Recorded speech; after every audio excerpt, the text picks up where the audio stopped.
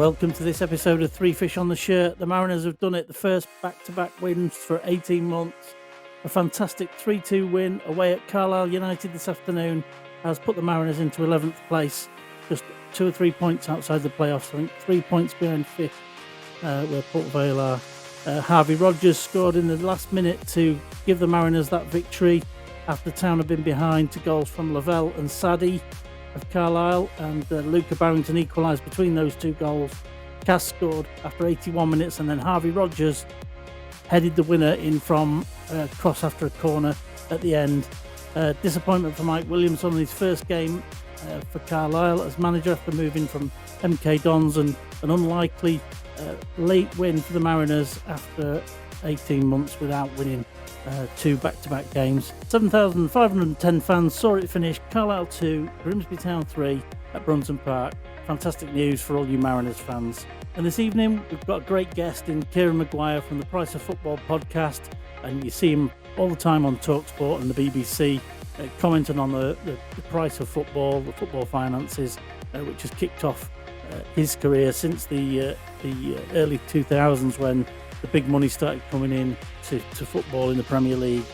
So we're really grateful for him to come in to talk to us this week about how Grimsby are run, what he thinks of the ownership and the structure of the club, and how it looks going forward, and a few of his own thoughts on football. So we'll follow up with that, and we welcome him to the show. So.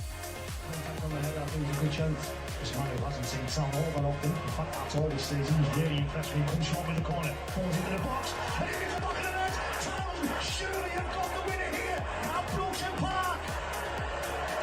They've turned it around. How David Artell's side.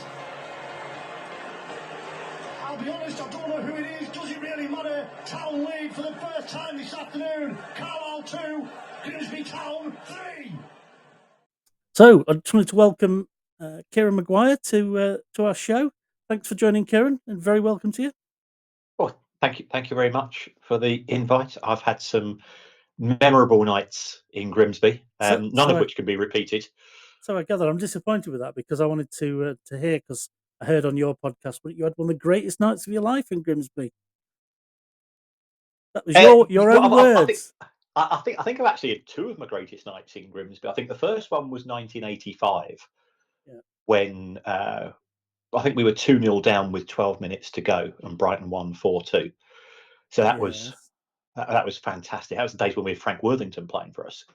And then the second one was the season we were both relegated from the equivalent of the Championship, and we went up the night before. And I ended up in this nightclub, and one of your local ladies decided to say, she gave me the immortal words, "Do you fancy coming outside with me? I've never had a Cockney before." I'm going, I'm from Brighton. She said that's close enough. Same thing. Well, yes. At that point, we'll say no more. Yes, I think we probably know where you went now. I'm pleased we managed to get that, and so thank you for that. Football finance is a big part of your life, and it's what is it 10 years or more you've been kind of dragged into the world of football finance? Is it longer than that? Well, it's actually 2005 when I made my first sort of media appearance, and that was following the acquisition of Manchester United by the Glazer family, because the BBC phoned up the university where I work, and I always used to get in trouble at uni, because all I would do is teach football finance, pretending it to be regular finance, because if you teach in the city, all of my teaching life's been the cities of Manchester and little massive football cities. So if I've got 3 hours with a bunch of 19 or 20-year-old kids, trying to keep them entertained, I'm teaching accounting at the end of the day. Yeah. So I always used to give it a big flavour of football. And my boss used to give me stick, but I used to get really good grades from the students on the back of it. So it kicked off. I went on to the BBC breakfast sofa, didn't make an idiot of myself. So therefore, the next time a football finance story came in, you're on somebody's sort of contact list, and it just sort of grew from there. And now I'm probably doing 800 interviews a year. I mean, I think you're number 5 or 6 of today, right. for example, and Excellent. all different clubs, different stories, and so on. Yeah, for that reason, we're honoured. I actually listened to the recent Albion Raw podcast you were on when you were explaining exactly that, and Alan piped up and said, "You can always say no," and I'm going, "No, I'm just trying to get him on ours. Don't tell him to say no. You've just made the intro, so." Yeah, thank you for not saying no. I'm really interested in obviously the finance from a Grimsby Town perspective. We are a struggling, lowly club at the moment, and I know, as you said earlier, we've all been there, and Brighton have been in as perilous a position as any not that long ago, and I just wanted to sort of get a feel for your thoughts on Grimsby Town and the new ownership, which I know you're aware of because you've spoken to Jason ahead of the quarter final with Brighton, and I think he's been on your own Price of Football podcast with yourself and Kevin. So, what are your impressions of Jason and Andrew's acquisition of the club? And I'll ask you some questions about that if you don't mind. But from a purely business point of view, because I can't speak as a Grimsby fan, because as a fan, all we want from a new owner is somebody to shower us with expensive players. I think you've got 2 people. I've got to know Jason reasonably well. Yeah, we're on WhatsApp terms. Say no, no further than that. But I see him at events as well, and I read what he writes in the Guardian. I think what he writes is always very measured. I think you've got 2 people who want the long-term best interests of Grimsby Town Football Club, i.e., a club which you can go to today, you can go to in 10 years, you can go to in 20 years, and it will still be there. Yeah. So whilst you've got them as stewards, I think you've got stability. Is it as exciting as watching Wrexham at present? No, it's not. Yeah, and I know you've had your Wrexham moments, which have given you great pleasure. Yeah. And Jason is Grimsby through and through. I don't know Andrew at all, but I think you've got good owners who want to give something back to the town, and they're doing that through the stewardship of the football club. And I think what you'll find is that you'll get incremental benefits over a period of time, because they're not going to make knee-jerk decisions but again, based on the conversations I've had. And you're not going to end up in a load of debt. The loans have been converted into shares, which is great. And that's one of the things I wanted to ask you about. Right.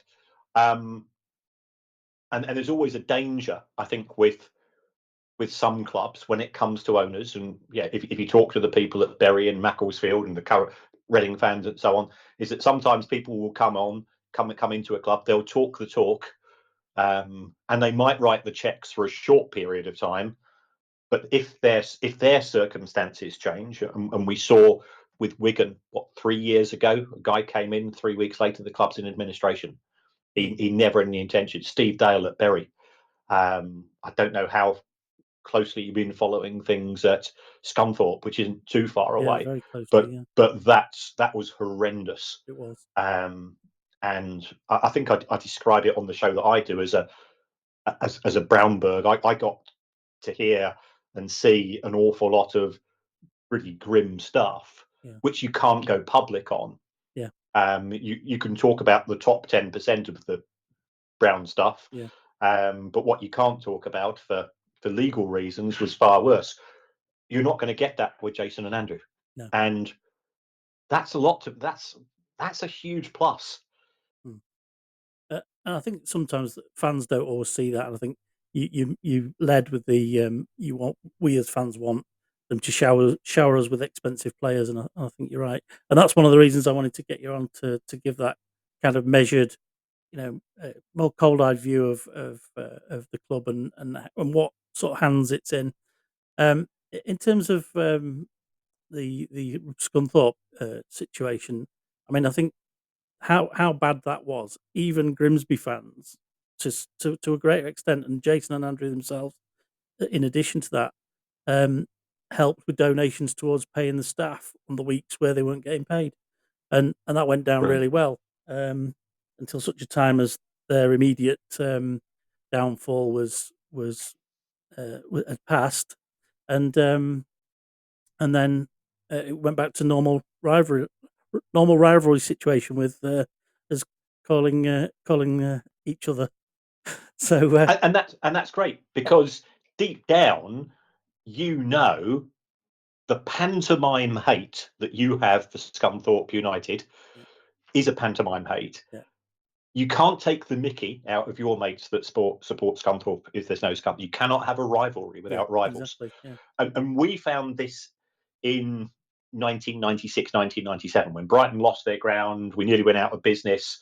When we had the first Fans United event, Crystal Palace fans turned up at the match when we were just desperate for money. mm, And they said, "Look, we hate you. We'd be quite happy if you get relegated, mm, but until then, we still want to be able to take the rise out of you, and we might be in that situation ourselves one day." And of course, they've been in administration twice since. mm, So, be careful what you wish for.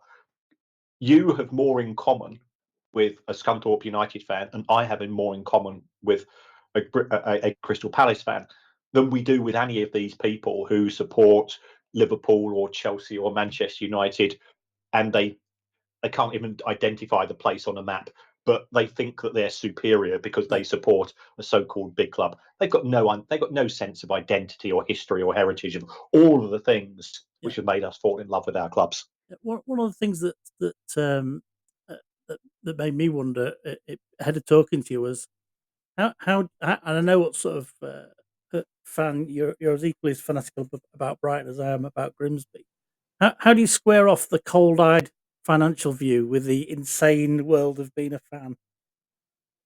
It it has impacted me.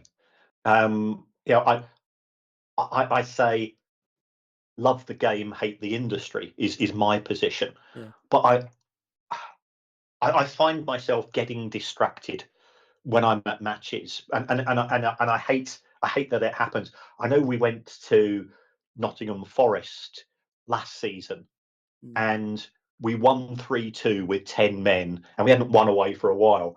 And my mate turned to me at the end of the match and says, "You've not celebrated any of our goals." And I thought, God, I haven't. And that's not like me, because I go along to football, same as most blokes of a certain age, to shout, to scream, to abuse the referee.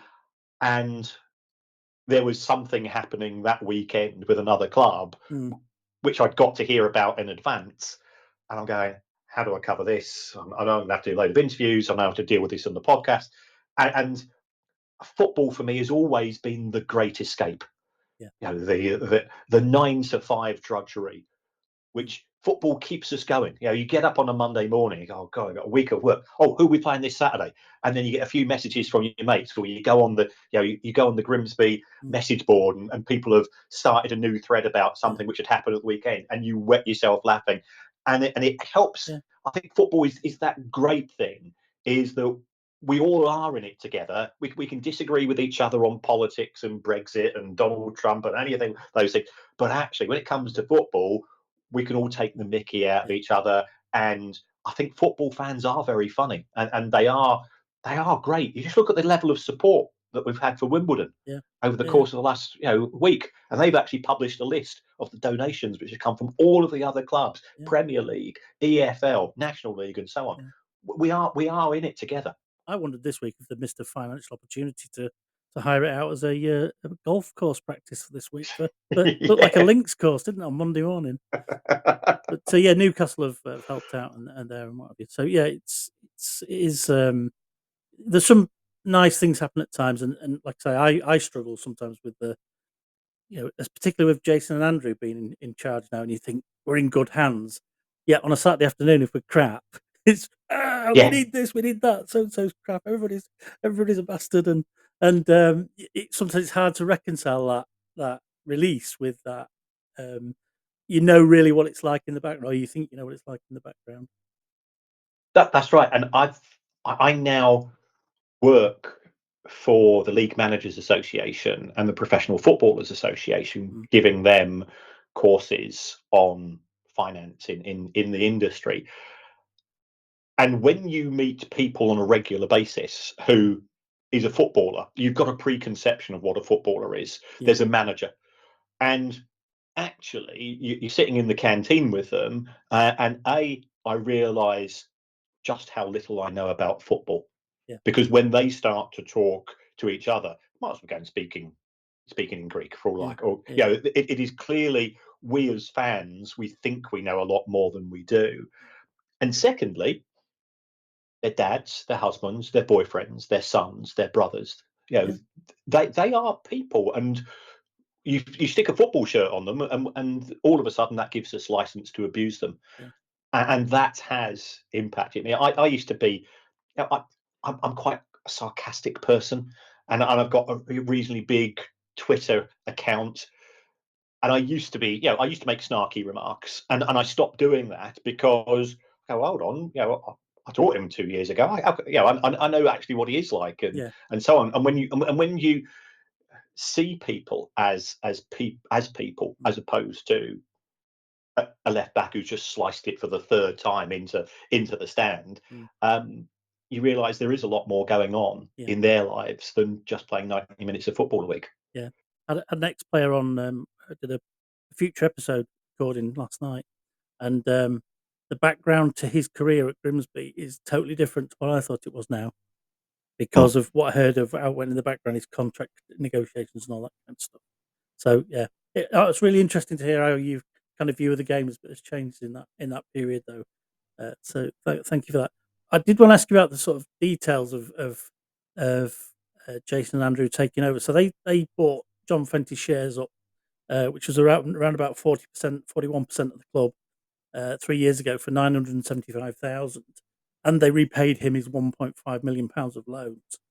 So what I'm trying to understand now, and I think I kind of understand it, but someone like yourself could probably explain it to me better, is they've now um, re they've taken more shares as equity for their 3.4 million they've put in, and funded that through their company 1878 Partners with 1.5 million pounds of investment. So what does all that mean to us as fans? Because you see some people saying, "Oh, that means we've got a great big transfer kitty now," and I know that's not the case, but I know it helps the stability somehow. Can you give us a view on Yeah, what that means for yeah. us? I mean, for people not familiar with the circumstances, a loan has to be repaid. Now, I'll be honest, I think Jason and Andrew's position was a bit like the bank of mum and dad. Yeah. I.e., when my son passed his driving test, he came to me and said, "Well, Dad, I just passed my driving test." So, I'm really proud of you, lad. Well done. I'll Well take done. you out. So, yeah, I'll take you out for pizza. If you're driving, no drinking, of course. And then during sort of the course of the evening, yeah, I'd really like to buy a car. Yeah, well, I presume that's why you've been taking driving lessons. Yeah, I can put two and two together here. And he says, yeah, any chance you can lend me 12 grand for the car? I'm going, okay, right. And I know, as his dad, I'm never going to ask him to repay me. And he knows, as my lad, that he's never going to offer to repay me because he's, anybody he's skint like many young people today. But officially, it's a loan. Yeah. So I think that was the position of Jason and Andrew's initial debt to the club. And just to jump in there, one of the things that we've noticed that you can see is the facilities, the support people that have gone into the club is very noticeable. The ground is old, but it's starting to look fresher and smarter every time. So, and we can see where that money's going in some respects. Yes. Yeah. I mean, if you take a look at 22-23, they spent 170 grand on ground improvements, and you're entitled to be treated with decent facilities when you go to a football match. It's not the 1970s. You and I certainly, you're probably younger than me, but I certainly was at football matches in the 1970s, and it was horrible. Yeah. You wouldn't go near the toilets. You wouldn't certainly not go near the burger bars. Yeah. I squeaked into the 70s, and the 80s was terrible. Cages and yes, horrible. So money, I think they've put money into the club. That money has gone into infrastructure. Infrastructure is a really boring word, and infrastructure doesn't get you excited as an 87th minute winner from a new player. And I absolutely understand that. But if you want to make Grimsby Town a ground where parents who've been thinking, oh, I'm not sure, taking their kid for the first time, if you make it a more welcoming experience, then you're starting to build up. And again, probably a club, I presume you're not over keen on Lincoln City, but they have been very good at additional money has gone into building up the facilities there, and they've benefited as a result of that. If you translate the Lincoln City nickname in Grimsby, it becomes not the Imps but the Gimps. So Right. Quite straightforward little bastardization. So really, what they're doing is they're covering their own financial position by bringing some other partners in, getting some fresh money into that pot, and saying, that loan we gave you, we understand now we'll have that as more ownership in the club, and because we recognise we're not going to get that back. And I think to quote Jason, I think it was, he says, "It's a poor investment. It's football." Oh, it's worse than a poor investment. It's it's spectacularly dumb. Yeah. I mean, even in the Premier League, 19 out of 20 clubs lost money in 22-23, and the only club that made a profit was West Ham United, and that's because you and I, and probably every person listening to this podcast, they're subsidising West Ham because they've got the Olympic Stadium, and they're paying £3 million a year rent on a stadium which costs 700 million to convert from the Olympic Stadium into a football stadium. So it's great for them. Although, I mean, if you ever go there, you'll realise it's not designed for football. We did get there for the National League playoff final. Oh, did you? Oh, okay, cool. On Jubilee weekend, believe it or not. What an awful bit of planning by the National League, but never mind. Oh, don't get me started about the National League. Well, exactly. But one of the things there, another nice story about football. Wrexham fans, who we just knocked out in the quarterfinal or semi-final, there was some problem with getting some people to the game because of the ticket prices, and they donated something like £15,000-20,000 through a crowdfunding arrangement to get underprivileged people who couldn't afford to go to the game. I mean, what more can you say to that than wow?